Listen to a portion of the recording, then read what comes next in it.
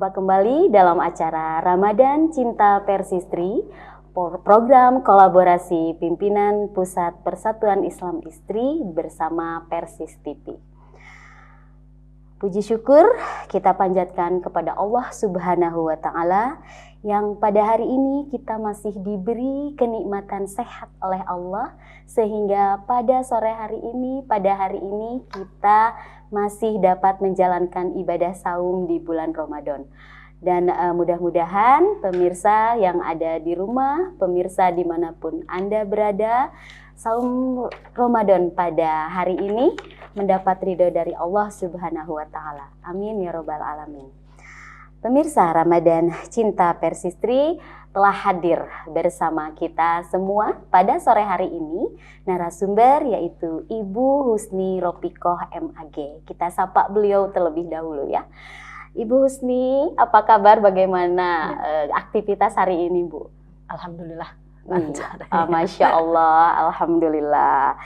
Baik, pemirsa Ramadan Cinta Persistri, pada sore hari ini Ibu Husni akan membahas tema tentang fikih saum Ramadan. Nah, namun sebelumnya kita akan saksikan terlebih dahulu pesan-pesan berikut ini. Umroh sesuai Quran dan Sunnah bersama Karya Imtak. Terjangkau, nyaman, amanah, berpengalaman, sesuai dengan Quran dan Sunnah. Fasilitas, perlengkapan umroh manasik dan handling, hotel bintang 4 dan 5 staraf, dekat dengan Masjid Al-Haram, pesawat Saudi Airlines Direct Jeddah, makan 3 kali sehari, bus AC dan snack, free rihlah maklim Makkah Madinah, free air jam-jam. Antara umroh satu dan umroh lainnya, itu akan menghapus dosa di antara keduanya. Dan haji mabrur tidak ada balasannya melainkan surga. Hadis riwayat Bukhari Muslim.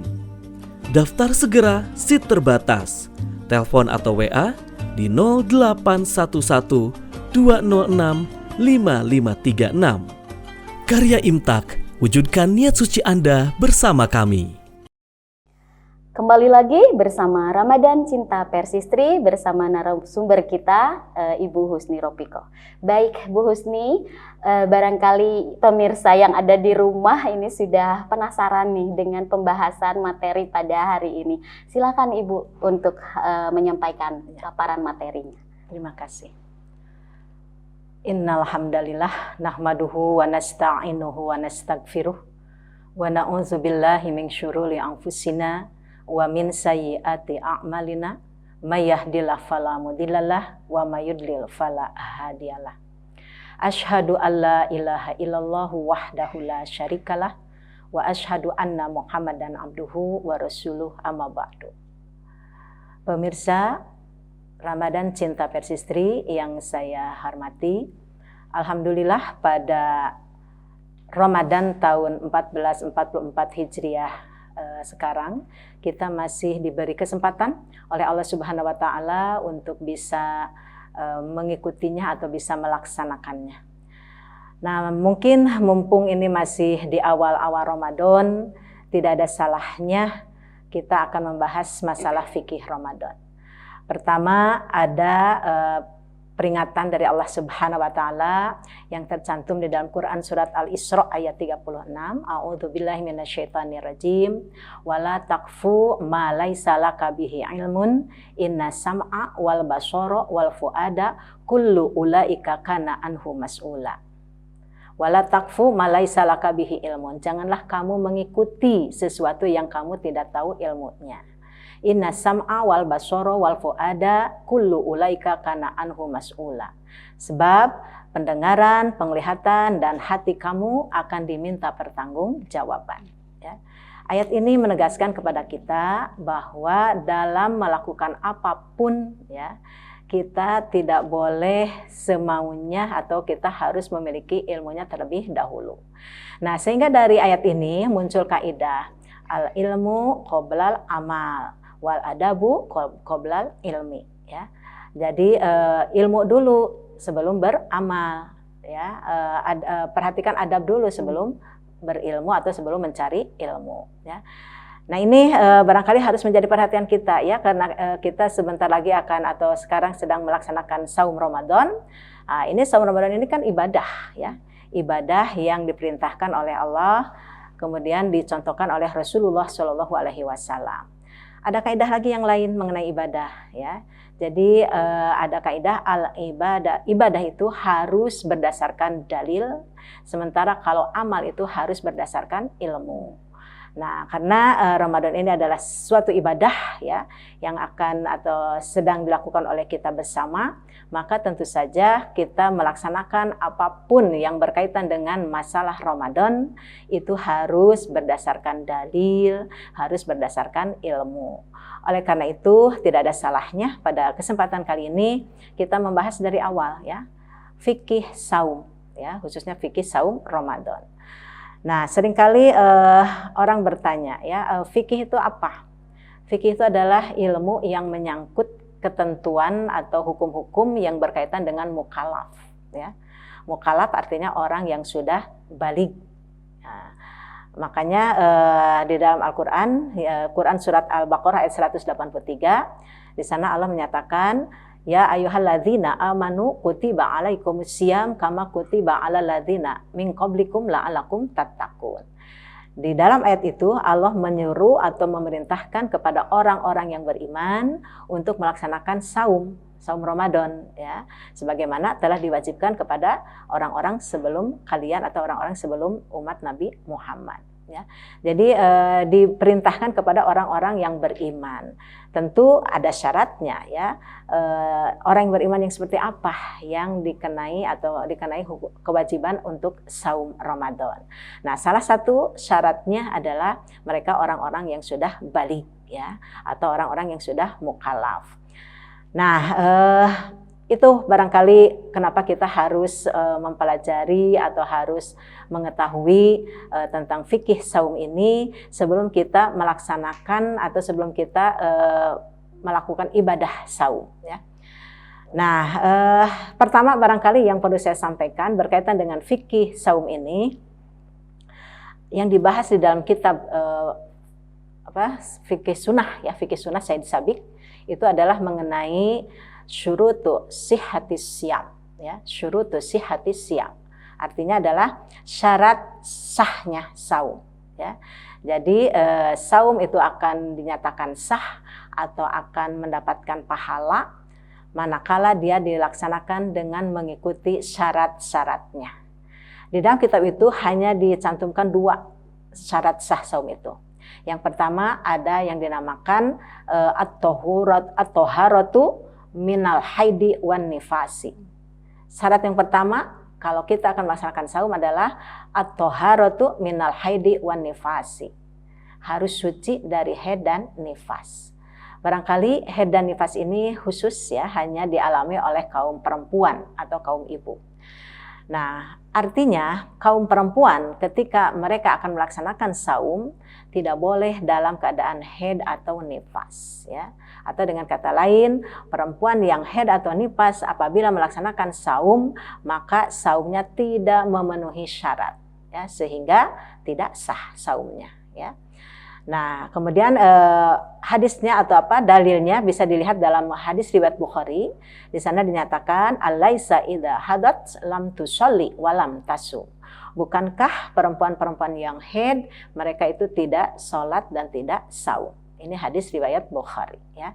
Jadi jelas ini merupakan syarat sah yang pertama, bahwa kaum perempuan manakala akan melaksanakan saum harus bebas atau harus suci dari haid dan nifas. Kemudian syarat yang kedua adalah niat ya. Niat ini penting ya. Niat dikatakan syarat karena fa inna sauma ramadhana ibadatun la yasihu illa biniyati kasairil ibadat. Bahwa niat itu penting karena sesungguhnya saum Ramadan itu tidak akan sah apabila dilaksanakan tanpa niat, sebagaimana kebanyakan ibadah-ibadah yang lainnya.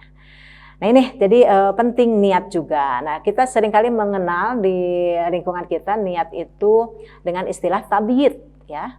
Tabit itu dari bata yabitu, artinya bangun di malam hari untuk mempersiapkan saum di esok hari atau di pagi hari. Ya. Nah, niat ini merupakan salah satu syarat sah. Kenapa? Karena ada di dalam sebuah hadis dinyatakan man lam yujmi isyama qoblal fajri fala siyama lahu. Rawahu al-khamsah. Barang siapa yang belum menetapkan niat saum sebelum fajar, maka tidak ada saum baginya. Nah, ini jelas hadis ini menegaskan bahwa saum yang tidak didasari dengan niat, maka tidak sah. Dan niat itu harus diniatkan atau harus diungkapkan, harus dimulai qoblal fajri, ya, sebelum tiba waktu fajar atau sebelum tiba waktu subuh. Namun hadis ini erat sekali kaitannya dengan saum fardu atau saum wajib, ya. Saum wajib itu harus niatnya harus dimulai sejak malam sebelum tiba waktu subuh atau sebelum tiba fajar, ya. Nah, kalau saum sunat itu sebetulnya Rasulullah SAW sendiri mencontohkan, ya, saum sunat atau saum yang tidak ditetapkan harinya atau tanggalnya, maka di situ tidak mesti niat, ya, dari malam atau sebelum tiba waktu fajar. Artinya apabila kita melaksanakan saum sunat atau saum yang tidak ditentukan waktunya, tanggalnya, boleh kita niat di siang hari, ya. Sebagaimana di sini ada di dalam hadis riwayat Al-Jamaah kecuali Bukhari. Kata Siti Aisyah, dakhala alayya Rasulullah sallallahu alaihi wasallam zata yaumin faqala hal indakum min syai' faqulna la faqala fa inni idzan shaimun. Suatu hari, kata Siti Aisyah, Rasulullah SAW masuk atau datang menemuiku. Kemudian beliau bertanya, apakah kalian memiliki makanan? Maka jawab Siti Aisyah, kebetulan kami tidak memiliki makanan atau belum siap makanan. Maka jawab Rasulullah, fa inni idzan shaimun. Kalau begitu aku akan saum, ya. Ini Rasulullah mengucapkan fa inni idzan shaimun tidak malam hari. Beliau datang ke rumah Siti Aisyah di pagi hari, ya. Berarti niatnya waktu hanya ketika beliau bertemu dengan Siti Aisyah dan ditanya tidak ada makanan, maka beliau menyatakan saya akan saum, ya. Nah, itu dalil bahwa niat untuk saum wajib yang sudah ditentukan waktunya, harinya, ya, itu harus diniatkan atau dilaksanakan sejak malam hari sampai menjelang atau sebelum tiba waktu fajar, ya. Sementara untuk saum sunat atau saum yang tidak ditentukan waktunya atau tanggalnya, ya, harinya dan lain sebagainya, maka itu niatnya boleh dimulai di siang hari, ya, atau diucapkan di siang hari. Itu mengenai niat, ya.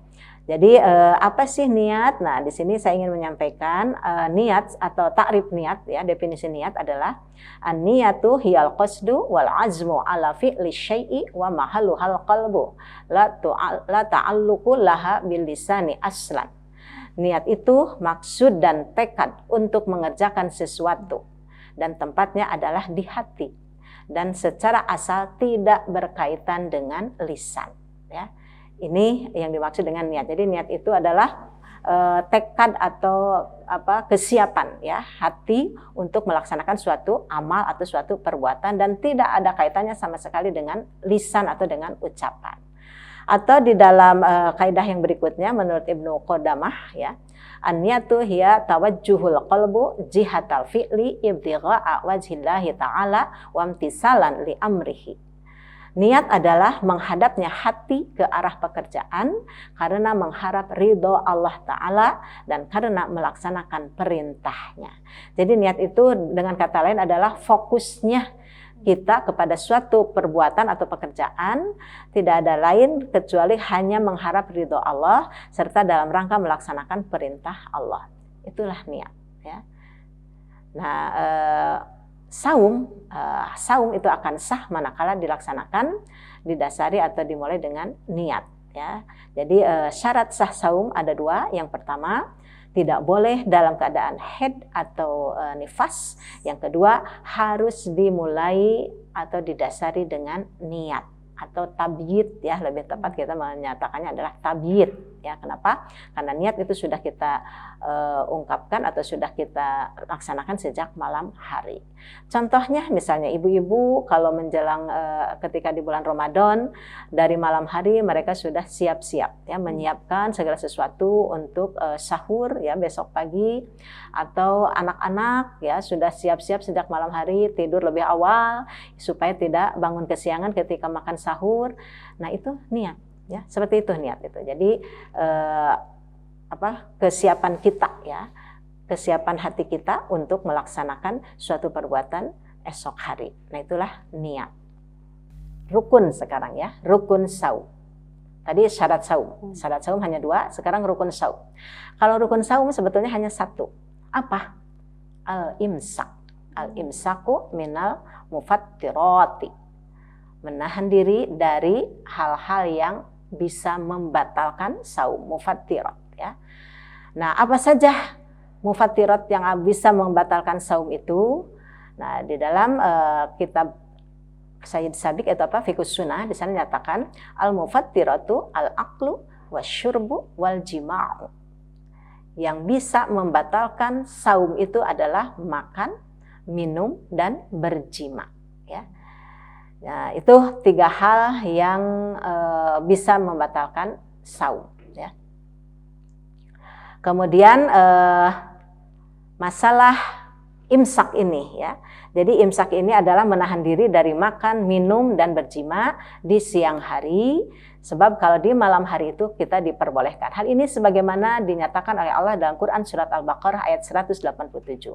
Uhilla lakum lailatas syami rafasu ila nisaikum. Wa kulu washrabu hatta yatabayyana lakumul khaytil abyadi minal khaytil aswadi minal fajri summa atimus siyama ilal lail. Dihalalkan bagimu pada malam saum bersenggama dengan istrimu. Makan dan minumlah sebelum jelas bagimu benang putih dari benang hitam di waktu fajar. Kemudian tunaikan saum sampai malam, ya. Nah, ini pemirsa Persis TV Ramadan Cinta Persistri. Jadi yang dinamakan imsak itu adalah menahan makan, minum, dan berjima dari mulai terbit fajar sampai tenggelam matahari atau sampai waktu maghrib. Berarti setelah tiba waktu malam, semua yang dilarang atau sebagai yang termasuk mufattirat, ya, di dalam imsak itu boleh kita lakukan, ya. Nah, kemudian yang menjadi permasalahan itu seringkali nanti banyak di masyarakat, ya, yang permasalahkan atau keyakinan tentang imsak, ya, perbedaan makna, pemahaman makna imsak, ya. Nah, itu mungkin tadi nanti kita bahas di dalam pertanyaan. Kemudian selanjutnya, jadi kesimpulannya, ya, bahwa yang di sini saya hanya menyampaikan 2 poin, ya. Pertama tentang syarat sah saum, yang kedua tentang rukun saum, ya. Tapi nanti ini mungkin ada perbedaan-perbedaan, ya, di masyarakat yang ingin saya jelaskan pada kesempatan kali ini supaya tadi, ya, saum yang dilaksanakan oleh kita ini harus berdasarkan ilmu, ya, supaya sah saumnya, ya, kemudian juga supaya diterima, ya, saumnya sesuai dengan apa yang diperintahkan oleh Allah dan dicontohkan oleh Rasulullah SAW. Ya, Masya Allah Ibu Husni, tadi pembahasan tentang fikih saum, ya Bu, ya, mengenai syarat sahnya saum dan juga rukun saum. Ya, baik pemirsa yang dirahmati oleh Allah, pemirsa Ramadan Cinta Persistri, sebelum kita menginjak pada segmen berikutnya, kita saksikan terlebih dahulu tayangan berikut ini. Umroh sesuai Quran dan Sunnah bersama Karya Imtak.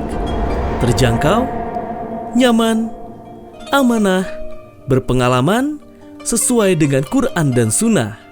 Fasilitas, perlengkapan umroh manasik dan handling, hotel bintang 4 dan 5 staraf, dekat dengan Masjid Al-Haram, pesawat Saudi Airlines Direct Jeddah, makan 3 kali sehari, bus AC dan snack, free rihlah maklim Makkah Madinah, free air jam-jam.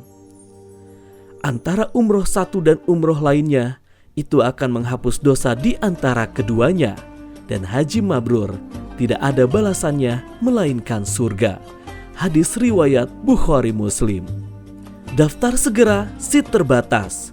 Telepon atau WA di 0811 206 5536. Karya Imtak, wujudkan niat suci Anda bersama kami. Kembali lagi bersama Ramadan Cinta Persistri. Ya, baik Ibu Husni, tadi sudah disampaikan pemaparannya begitu jelas ya tentang syarat sahnya saum, kemudian juga rukun saum. Namun ini ada beberapa pertanyaan nih Bu Husni yang harus dijawab ya. Ini tadi kaitannya dengan syarat sahnya saum. Bahwa tadi yang pertama adalah harus suci dari haid dan nifas. Ini tentu saja berkaitan dengan kaum perempuan ya Bu Husni ya. Nah, ada pertanyaan begini. Bagaimana kalau perempuan yang setelah melahirkan kemudian menyusui di bulan Ramadan? Nah, ini apakah pengganti saumnya nih Bu Husni? Mangga silahkan. Ya, terima kasih. Jadi begini, tadi haid dan nifas itu merupakan syarat sah atau terhindar atau bersih ya, suci dari haid dan nifas itu merupakan syarat sah melaksanakan saum. Maka oleh karena itu bagi kaum perempuan yang sedang dalam keadaan haid ya, mereka haram ya melaksanakan saum. Kemudian perempuan yang sehabis nifas pun atau sedang dalam keadaan nifas pun mereka haram melaksanakan saum. Namun demikian bagi mereka tentu saja ada kewajiban untuk menggantinya. Ya. Sebagaimana kita ketahui bahwa kalau perempuan yang haid atau perempuan yang nifas itu mereka harus mengganti saum yang ditinggalkannya dengan cara mengqadha ya, yaitu mengganti saumnya di luar hari Ramadan atau di luar bulan Ramadan ya, di hari yang lain di luar bulan Ramadan sebanyak jumlah dia meninggalkan saum tersebut. Nah, tadi yang menjadi pertanyaan, bagaimana kalau ada seorang ibu yang melahirkan di bulan Ramadan tentunya ya, kalau tidak di bulan Ramadan itu tidak masalah. Ini seorang ibu yang melahirkan di bulan Ramadan kemudian menyusui ya, karena ada ibu yang melahirkan kemudian tidak menyusui. Ya, betul. Ini tentu saja fikih atau hukum bagi ibu yang mengalami hal seperti itu, kita menggunakan kaidah bahwa hukum yang pertama lah yang berlaku ya.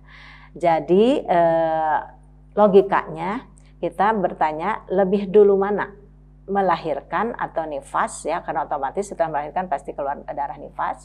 Lebih dulu mana, keluar darah nifas atau menyusui ya. Dalam kaidah usul itu ada. Jadi yang digunakan adalah hukum yang pertama. Berarti lebih dulu nifas ya. Lebih dulu nifas sebelum menyusui. Maka yang berlaku bagi ibu-ibu yang mengalami hal seperti itu, tetap bagi mereka harus mengganti saumnya dengan mengqadha ya, bukan dengan fidyah. Karena begini, pengganti saum itu ada dua macam ya. Ada yang mengganti saum itu dengan qadha, ada yang harus mengganti saum itu dengan fidyah. Nah, dengan qadha itu diantaranya tadi perempuan yang haid, perempuan yang nifas, kemudian orang yang sakit ya, kemudian orang yang sedang dalam keadaan safar, kemudian batal di perjalanan, maka itu mereka harus mengqadha atau harus mengganti dengan qadha. Yang dimaksud qadha adalah mengganti saum sejumlah hari yang dia tinggalkan di luar bulan Ramadan. Itu pengertian qadha. Sementara yang kedua ada juga orang yang ketika meninggalkan saum dia harus menggantinya dengan fidyah. Nah, kalau fidyah itu adalah memberi makan ya kepada fakir miskin sejumlah hari dia tidak melaksanakan saum ya. Bagi siapa atau siapa saja kelompok orang yang harus membayar fidyah.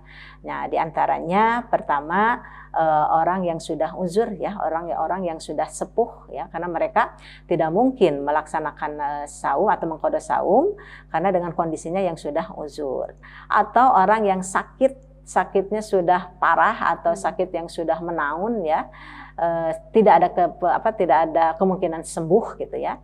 Jadi tidak ada kemungkinan dia untuk mengqadha saum di kemudian hari. Atau di sini ada juga bagi perempuan yang menyusui atau perempuan yang hamil. Tapi khusus untuk perempuan yang menyusui dan perempuan yang hamil ini harus ditinjau dari kondisi bayi ya. Perempuan yang hamil, kalau dia sedang hamil ternyata di bawah saum dia tidak kuat ya. Tidak kuat. Ketika diperiksa ternyata ada masalah dengan janin yang dikandungnya, mungkin tidak kuat. Atau ini bisa dua ya yang hamil ini. Bisa dia melaksanakan fidyah karena tidak kuat saumnya itu karena kondisi janin yang dikandungnya. Atau yang kedua dia harus membayar qadha apabila yang menjadi penyebab dia tidak kuat saumnya karena dia sakit ya. Si ibunya yang sakit, bukan janinnya ya. Suka ada kan seperti itu, ibu-ibu yang sedang hamil, janinnya tidak apa-apa tapi si ibunya sakit, maka tidak berlaku fidyah, tapi dia harus membayar qadha. Demikian juga bagi ibu-ibu yang menyusui ya.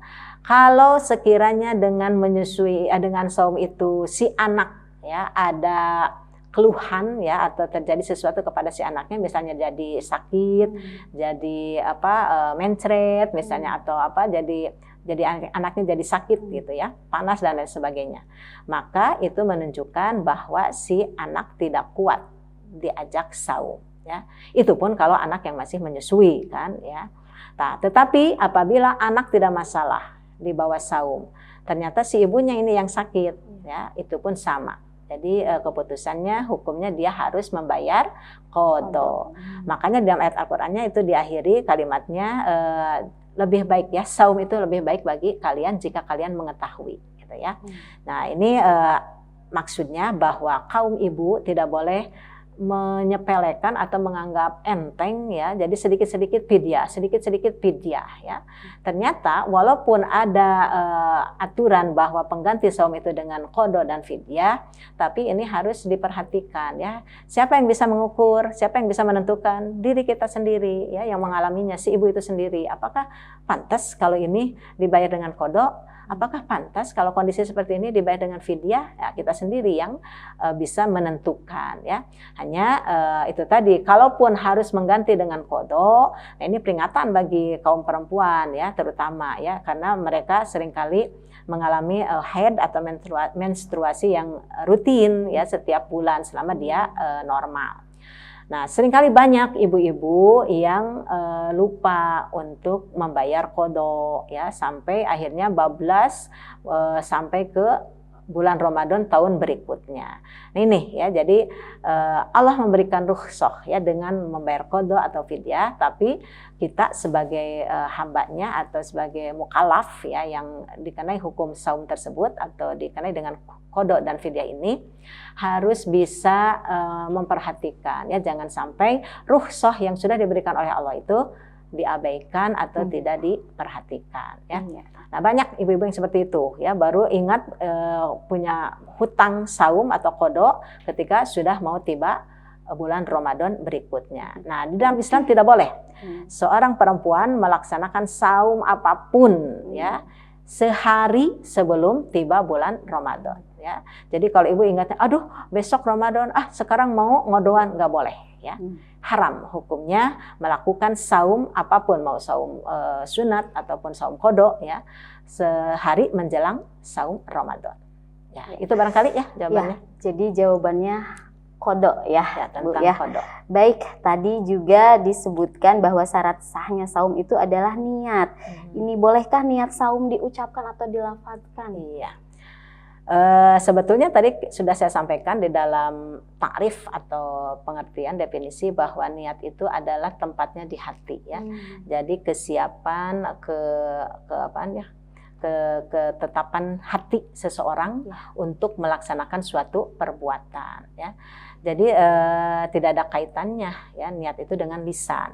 Nah, hal ini oleh Imam Said Sabiq ya di dalam Fikih Sunnah, di sana dinyatakan bahwa niat itu tidak ada kaitannya dengan lisan.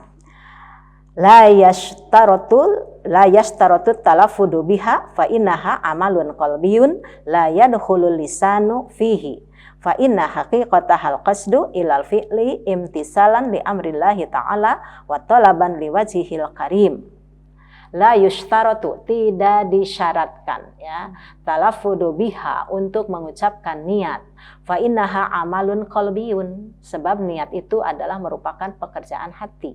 La yudkhalul lisanu fihi, tidak termasuk perbuatan lisan. Fa inna haqiqataha al-qasdu ilal fi'li imtisalan li amrillahi ta'ala. Karena pada hakikatnya niat itu adalah bermaksud mengerjakan sesuatu dalam rangka melaksanakan perintah Allah Ta'ala. Wa talaban liwajhihil karim, serta mengharap keridhoannya. Nah, di sini jelas Said Sabiq menyatakan bahwa niat itu tidak ada kaitannya dengan lisan, atau bukan perbuatan lisan tapi perbuatan hati. Ya, contoh tadi, ketika kita akan melaksanakan saum esok pagi, ibu-ibu dari malam sudah sibuk masak buat makan sahur, anak-anak sudah tidur lebih awal supaya tidak kesiangan makan sahur, itulah niat ya. Jadi tidak mesti diucapkan. Nah, sementara ada sebagian orang yang masih melaksanakan bahwa mensyaratkan ya, bahwa niat itu harus diucapkan. Bahkan mereka mengklaim kalau tidak mengucapkan atau mentalafudkan niat ketika akan saum, maka saumnya tidak sah ya. Nah, tadi yang menyatakan bahwa niat itu merupakan salah satu syarat sah saum memang jelas ya. Tapi yang dimaksud niat di sini bukan mesti diucapkan, karena tadi niat itu tempatnya di hati ya. Nah itu, jadi dengan adanya hadis ini atau keterangan ini, mudah-mudahan menjadi pengetahuan ya bagi siapapun yang masih ragu-ragu atau masih samar-samar tentang talafud niat ya, baik itu di dalam saum ataupun di dalam amal-amal atau ibadah-ibadah yang lainnya. Ya. Baik, tadi sudah ya tentang syarat sahnya saum. Terakhir nih Bu, tentang rukun saum. Tadi disebutkan bahwa rukun saum itu adalah imsak. Imsak itu menahan diri ya Bu ya. Nah, ini ada pertanyaan nih. Sejauh mana sih batasan imsak saum itu? Ya. Tadi sudah disampaikan bahwa imsak itu adalah menahan diri minal mufattarati, dari hal-hal yang bisa membatalkan saum. Hal-hal yang bisa membatalkan saum ada 3. Sebagaimana dari definisi saum itu sendiri kan, as-saumu al-imsaku minal akli wasyurbi wal jima'i minal tulu'il fajri ila ghasaqil laili. Itu definisi saum. Nah, sehingga kita bisa menyimpulkan yang namanya imsak itu menahan diri dari makan, minum, dan berjima. Sejak kapan? Min tulu'il fajri ila ghasaqil laili atau ilal maghribi. Dari sejak terbit fajar sampai tiba waktu maghrib. Nah, di masyarakat kita masih ada yang punya kebiasaan ya, bahwa memutuskan atau menyatakan, membatasi bahwa imsak itu adalah waktu sudah berhentinya untuk makan, minum, ataupun berjima beberapa menit sebelum berkumandang adzan subuh ya. Ini masih banyak ya di masyarakat yang punya keyakinan atau punya sikap atau punya pendapat bahwa beberapa menit menjelang adzan subuh kita harus melakukan imsak. Bahkan di daerah-daerah atau di negara kita seringkali imsak itu ditandai ya dengan membunyikan sirine atau membunyikan alarm ya dan lain sebagainya ya. Nah, kalau dilihat dari sudut sebatas ihtiyat ya, hanya sekedar kehati-hatian, jangan sampai ketika kita makan minum tiba-tiba tiba adzan subuh atau terdengar adzan subuh, maka lebih baik menjelang 5 menit atau 10 menit menjelang adzan subuh kita sudah berhenti dari makan dan minum. Kalau sekiranya tujuannya itu sebagai ihtiyat, itu tidak masalah. Tapi seringkali di masyarakat itu dijadikan batasan untuk berhenti dari makan dan minum ya, walaupun menjelang adzan subuh masih ada beberapa menit lagi. Sampai-sampai seorang ibu marah-marah. anak-anak sudah berhenti 5 menit lagi kita sudah adzan subuh. Padahal anak-anak mungkin masih mau minum, mau makan-makan yang kecil gitu ya, makanan kecil. Selama belum terdengar azan subuh masih boleh makan dan minum ya. Di sini di dalam hadis riwayat Bukhari Muslim, Rasulullah menyatakan bahwa inna bilalan yu'azzinu bilailin fakulu washrobu hatta yunadiya benu ummi maktub. Sesungguhnya Bilal itu azan di malam hari sebelum datang waktu subuh. Makan dan minumlah sahur kamu sampai ibnu Ummi Maktum azan subuh. Hadis riwayat Bukhari Muslim. Rasulullah menyatakan dalam hadis ini bahwa di zaman Rasul itu ada azan 2 kali. Adzan pertama disebut adzan awal yang biasa dilakukan oleh Bilal, sahabat Bilal. Kemudian adzan yang kedua adalah azan subuh, biasa dilakukan oleh Ibnu Ummi Maktum. Nah, ketika Bilal mengumandangkan adzan atau adzan awal, maka kata Rasulullah, silakan makan dan minumlah kamu ya. Makan dan minum ketika sahur. Tapi ketika dikumandangkan adzan Ibnu Ummi Maktum, maka berhentilah kamu dari makan dan minum karena sudah tiba waktu subuh ya. Nah, di sini pun dengan azan ya, di zaman Rasul dengan azan bukan dengan alarm. Tapi di situ Rasulullah menyatakan makan dan minumlah kalian ya, karena itu baru azan Bilal, baru azan awal ya, yang masih memperbolehkan orang yang akan melaksanakan saum untuk makan dan minum. Namun ketika tiba adzan Ibnu Ummi Maktum atau adzan subuh, maka kalian harus berhenti dari makan dan minum. Nah itu, jadi tidak ada ya pendapat atau kesimpulan bahwa imsak itu adalah sebagai batasan untuk berhenti dari makan dan minum menjelang adzan subuh. Gitu ya. Jadi ini pemahaman yang mungkin kurang tepat ya, karena batasan untuk berhenti makan dan minum ketika makan sahur atau di waktu sahur adalah dengan tibanya azan subuh, bukan dengan terdengarnya sirine atau terdengarnya bunyi-bunyian yang lainnya sebagai tanda sudah masuk waktu imsak. Ya. Iya. Ya, Masya Allah, ini pembahasan yang sangat luar biasa. Bu Husni, terima kasih ini sudah memberikan pemahaman yang lebih luas, lebih jelas tentang fikih saum ini. Jadi tentang syarat sahnya saum, kemudian rukun saum tadi sudah disampaikan, dan ini akan menambah pemahaman tentang fikih saum. Baik, pemirsa yang ada di rumah, sebelum kita menutup perjumpaan kita, mungkin ada pesan-pesan teh untuk pemirsa yang ada di rumah nih dari tentang tadi yang sudah disampaikan. Iya. Silakan. Jadi kesimpulannya bahwa ketika kita akan melaksanakan ibadah apapun termasuk saum ya, kita harus berdasarkan ilmu ya.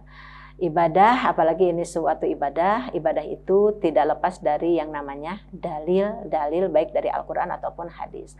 Karena ada kaidah bahwa ibadah itu pada dasarnya adalah tidak boleh ya, semua tidak boleh kecuali kalau ada perintahnya. Sementara dalam urusan muamalah pada dasarnya segala boleh atau semua boleh kecuali kalau ada larangan. Nah, saum ini termasuk ibadah yang sudah ada ketentuan-ketentuannya, ada perintahnya ya, sehingga kita harus memahami apa saja hal-hal yang berkaitan dengan masalah saum ini. Jangan sampai ketika kita melaksanakan saum niatnya mendapat pahala tapi malah tidak sah saumnya. Kenapa? Karena tidak berdasarkan ilmu ya. Dan diantaranya dalil-dalil itu adalah merupakan ilmu-ilmu yang harus kita pelajari, yang harus kita ketahui ya. Itu barangkali kesimpulan dari pembahasan fikih saum. Memang banyak ya yang berkaitan dengan fikih saum ini. Baru dibahas 2 saja dulu tentang syarat sah dan rukun saum ya. Ya, baik, terima kasih Bu Husni, teriring doa jazakumullahu khairan atas ilmu yang diberikan kepada kita semua. Ibu-ibu pemirsa Ramadan Cinta Persistri, demikian kajian kita pada sore hari ini bersama Ibu Husni Rofiqoh. Terima kasih sudah menemani kita bersama. Ibu Husni pun sudah membersamai kita bersama pada program Ramadan Cinta Persistri. Kita akan berjumpa kembali pada kajian program Ramadan Cinta Persistri yang lainnya. Saya Ela Nur Laila sebagai pemandu acara pada sore hari ini pamit undur diri. Aqulu qouli hadza wa astaghfirullah li wa lakum. Allahu ya'khudzu bi aidina ila ma fihi khairun lil islami wal muslimin. Wassalamualaikum warahmatullahi wabarakatuh.